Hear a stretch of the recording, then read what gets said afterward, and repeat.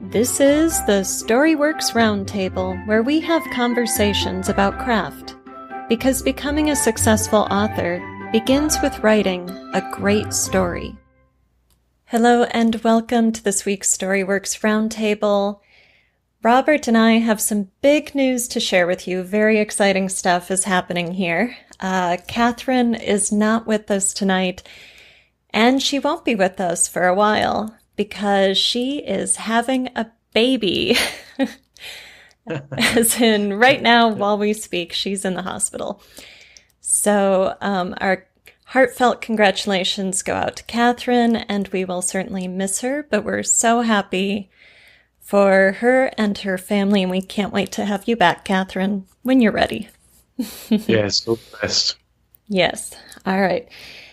So this week, Robert and I are going to be talking about an essay George Saunders wrote. You may have heard of him. He is mostly known as a short story writer, but his first novel recently came out to massive acclaim. It is called Lincoln in the Bardo. And he wrote an essay published in The Guardian called George Saunders, What Writers Really Do When They Write. So we will put a link to that in the show notes, but you can easily find it just by Googling that title. George Saunders, What Writers Really Do When They Write. All right, so we're talking about artistic process, creativity, and being a writer. And just a little bit of background here. Saunders opens the essay by saying, many years ago, on a visit to Washington, D.C., my wife's cousin pointed out to us a crypt on a hill and mentioned that in 1862, while Abraham Lincoln was president, his beloved son Willie died and was temporarily interred in that crypt, and that the grief-stricken Lincoln had, according to the newspapers of the day, entered the crypt on several occasions to hold the boy's body. An image spontaneously leapt into my mind. A melding of the Lincoln Memorial and the Pieta. I carried that image around for the next 20-odd years, too scared to try something that seemed so profound. And then finally in 2012, noticing that I wasn't getting any younger, not wanting to be the guy whose own gravestone would read, afraid to embark on scary artistic project he desperately longed to attempt, decided to take a run at it. His novel, Lincoln in the Bardo, is the result of that attempt. And now, quote, I find myself in the familiar writerly fix of trying to talk about that process as if I were in control of it. So that's the impetus for the essay as well as our conversation. Robert, first thoughts, did that opening grab you, or could you relate to it?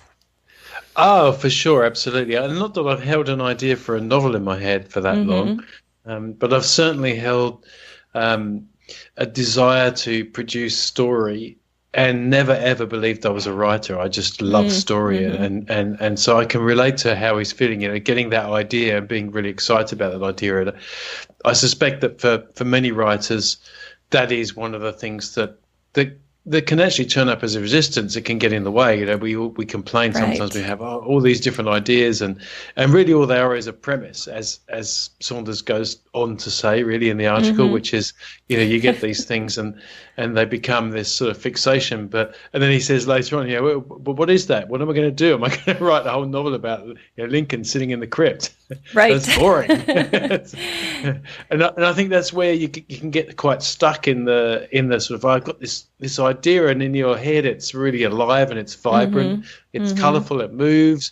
You've got the sense of maybe I'm down there and I've sat next to Lincoln and I'm not even aware who he is. I just see him cradling this dead small child, and all of a sudden there's evocative emotions come through. But where does that lead to as a story? And I think what can then happen is that we immediately then go into story craft of, well, it's got to have a 3-act structure, and there must be a turning point, and there's got to be an inciting incident, and there must be a climax, and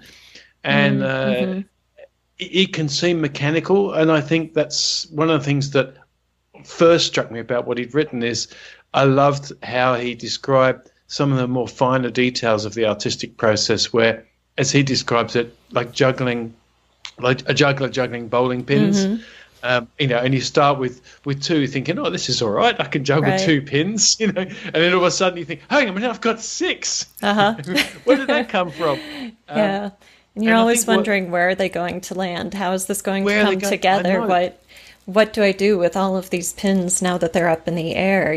How do you sustain that, and how do you create synthesis with all of those different pins, or metaphorical writerly pins here? Parts of the story, yeah. And it struck me that this is the joining place between the pantser and the outliner, because I think they're not really two separate people, but they're two separate methods, I guess. Yeah. And I like outlining because I feel like it gives me confidence and safety in my story. I'm scared of writing 100,000 words and then feeling like I've just gone nowhere with it. Right. And I do find that after I've outlined and then I start drafting, I get what happens to Saunders. The pins arrive, I'm juggling something new, and it can turn the story. And I liked how he sort of effectively made that some part of the beauty of the art. And it's the same way that the pantser will say, well, my characters tell me where the story's going. Right. We all need some sense of the craft. We all need some sense of what determines a good story, which comes back to his original thing. Can't just write about Lincoln sitting in the crypt for 100,000 words. Right. Well, and I like how he discusses honestly the fear he has. He's a short story writer, and this is his first novel at age 55. And so he was thinking, I don't know how to write a novel. I don't know how to go from, 10,000 words to 100,000 words. And this inspiration was just a vision, a tableau of Lincoln. So what do you do with that? Where's the story? Yeah, what is that? How do I turn that into an entire book? So the writing process becomes exploratory. He says that we buy into some version of the intentional fallacy, the notion that art is about having a clear-cut intention and then confidently executing same. So, in other words, we don't really start with a clear-cut intention often, most of us. Some people do. You might, if you're writing to market and you've got a very structured system in place for your plot and what your characters look like and reader expectations. But when you set out from this kind of inspiration, you don't know what it's going to be, and you don't have confidence in your execution, and you just kind of move words. You just put words on the page, and you have to be willing to back up and say, oh no, that's garbage. That went in the wrong direction, or this no longer has a place in this story, as you start feeling your way through it. Yeah, is he really describing writer insecurity about our first words? I know he goes on to talk about the revision process, which I also thought was fantastic. And the idea that even in revision, you can totally change some elements of a story without, we would look at it developmentally. We would look at sort of big chunks, but he uses the example of a sentence or two completely changing then how a particular character reacts. And I thought that was really interesting, because I have had that happen to me where I thought, I could do that there, and then it's meant I've had to go and revise other elements of the of other scenes that were quite disconnected. So I think that insecurity thing. And I was reminded when I was reading this as well about, I don't know if you've ever come across this, it's quite an old comedy sketch. It's a Monty Python sketch. I think it might be called the Writing Olympics or something like that. I'll have to look for that. It's hilarious because and they use real and I can't remember. I used to know it, word by word when I was a kid, because I had the Monty Python LPs, as we had in those days. Right. And the idea was that, like with a lot of comedy, you take something that's normal, like an Olympic competition, and then you put it in a bizarre, out of context situation. And so they had these writers that would enter the writing ring. And who have we got today? We've got Hemingway. He's about to start, and he's sitting at the desk. He's got his pencil out. How's he going to start? Well, I don't know, John. I suppose he's probably going to, reflect on some of his situation. Well, he's reached for the pencil. He's reached for the. Oh, he's put it back down again. Okay, he's leaning back in, and it's he's picked up the pencil again. He's writing. He's written the word. He's written the. That's fantastic. What a great start, And it sort of goes on and on like that, and then they go. He writes a whole sentence. So the day was beautiful. The sky was blue. It was a typical weather start. Right. And, this is fun. Where's he going with this? And he's reached for the eraser. He's rubbed it all out. So, and I thought it was a beautiful sort of. This is what reminded me when I was reading this. That he's sort of the insecurity can be such that. Mm-hmm. When he starts with that example about, Jane comes into the room and notices the blue chair or whatever it is, right. and he said, no, that's way too much. So I'm telling the reader far too much here. I need to. No, I'm just going to put Jane sits on the couch, but why does she sit on the couch? Right. Oh, that's too much. No, let's let the reader draw their own conclusions. I'm just going to start with Jane. Mm-hmm. Yeah. That's enough. I'm just going to say Jane. Yes. And I think sometimes how you feel, isn't it? Yeah, definitely. And he's known for really paring back. He says he doesn't use adverbs because he doesn't have time for them. I think it was him anyway. I think he used to write on the train or something. And, right. There's just no time for adverbs. But it's that notion of what does the reader need? Yes. I want to really distill this down to only what's necessary. And so, does the reader need to know she entered the room, or that the couch is blue, or that... No, yes. We don't need to know any of that. All we need to know is, here's Jane. Okay, what's next? Which can destroy mood and voice if you pare it down too much. But I think it makes a nice point about avoiding supercilious writing. Yes, being flowery for the sake of being flowery, as opposed to for the sake of the voice and the story, and mm-hmm. I think the process, as he says, the actual process is much more mysterious and more of a pain in the butt to actually discuss truthfully. Right, which is such an important point, I think, because he says he finds himself in the position of trying to explain what he did. And I think as writers, we all encounter that, where you tell someone you wrote a story and they want to know, how'd you get your idea? How'd you write it? How long did it take you? What did you do? And you're like, I'm teaching a class in the prison writing workshop right now. So week 2, the guys had just read the opening chapters of Character.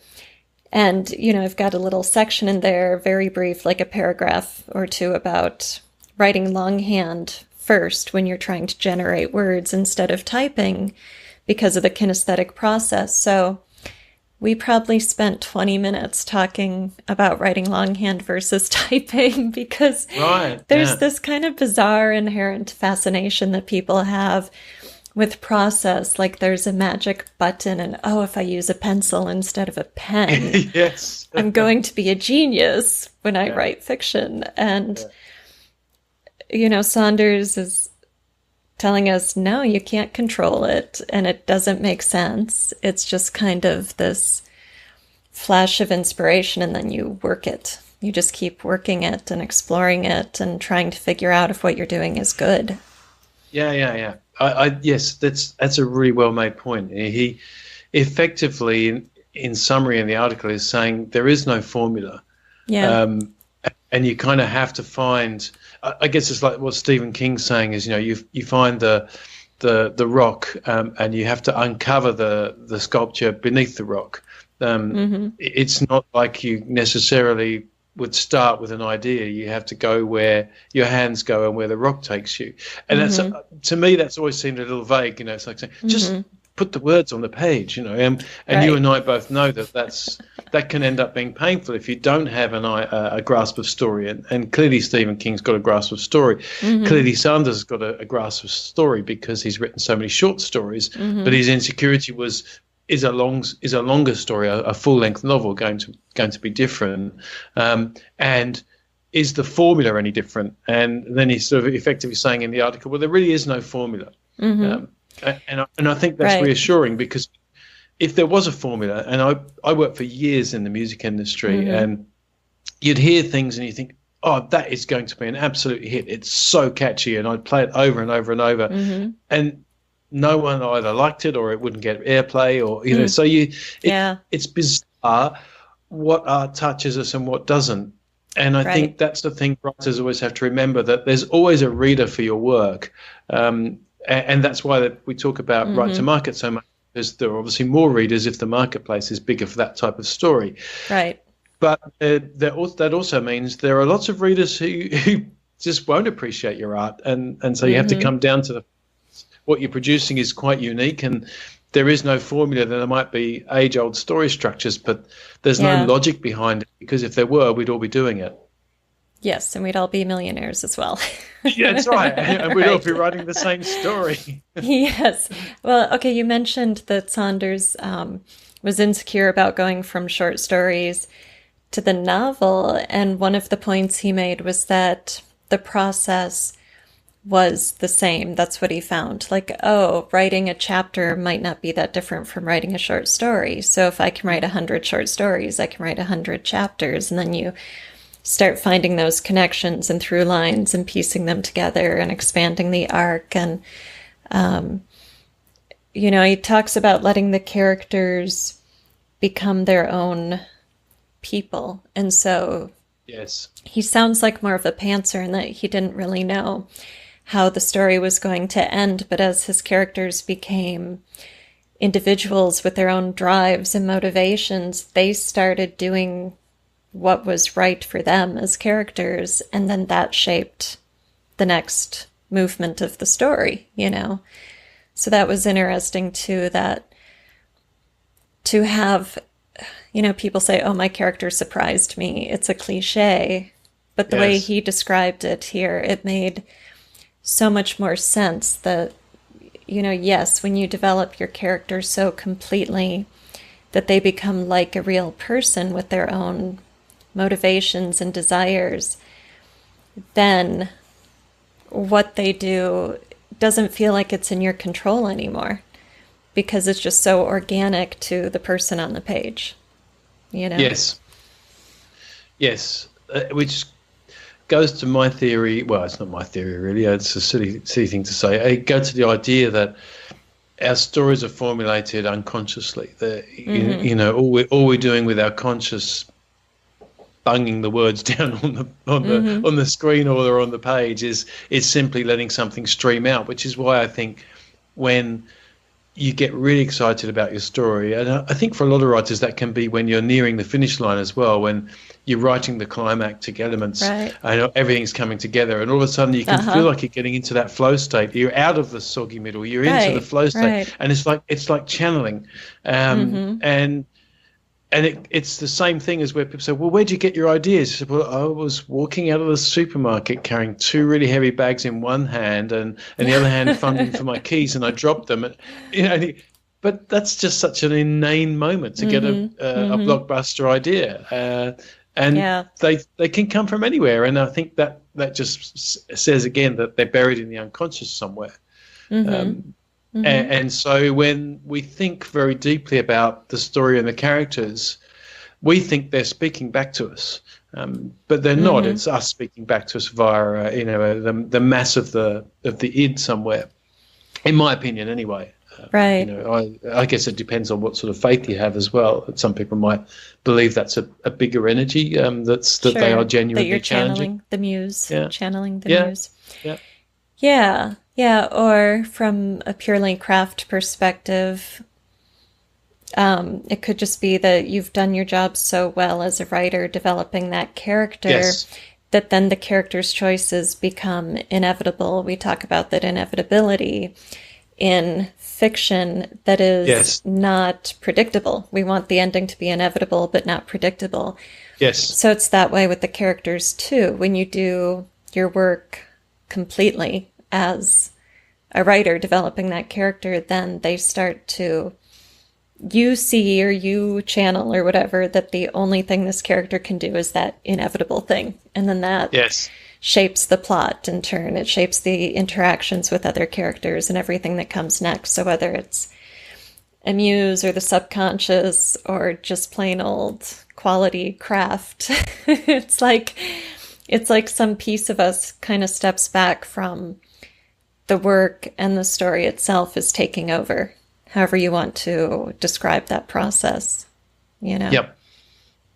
Yeah, I think that's the moment where you really feel like you're doing something that's delightful. Mm-hmm. Because a lot of writing can be extremely painful. There's no question about it. Yeah. It's a funny thing, why are we drawn to it when it's such there's no guarantee of income. There's no guarantee you write anything good.